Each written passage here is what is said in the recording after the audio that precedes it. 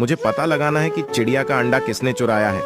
जल्दी बताओ, क्या तुमने चिड़िया का अंडा चुराया है? अंकल, मैंने नहीं चुराया है। आप चाहे तो देख सकते हैं। ठीक है, मैं अभी देखता हूँ। अरे, इसमें तो बहुत सारी चॉकलेट है। तुम सही कह रहे थे, इसमें चिड़िया का बच्चा नहीं है। अब तुम्हारी बारी। क्या तुमने चिड़िया का अंडा चुराया है? अरे अंकल, मैंने भी चिड़िया का अंडा नहीं चुराया है। आप चाहे तो देख सकते हैं। ठीक है, मैं अभी देखता हूँ। अरे, इसमें तो खिलौना है। तुम सही कह रहे थे, इसमें चिड़िया का बच्चा नहीं है। अब तुम्हारी बारी। लेकिन उसे देखने से पहले आप लोग बताओ, आपको पैसा चाहिए या मम्मी का प्यार? मम्मी को प्यार करने वाले वीडियो को लाइक करके चैनल को सब्सक्राइब कर लें और कमेंट में आई लव मम्मी लिख दें। जल्दी बताओ, क्या तुमने चिड़िया का अंडा चुराया है? नहीं तो मैं तुम्हें जेल में डाल दूंगा। अरे अंकल, हाँ, मैंने ही चिड़िया का अंडा चुरा लिया था। वह मुझे रास्ते में मिल गया।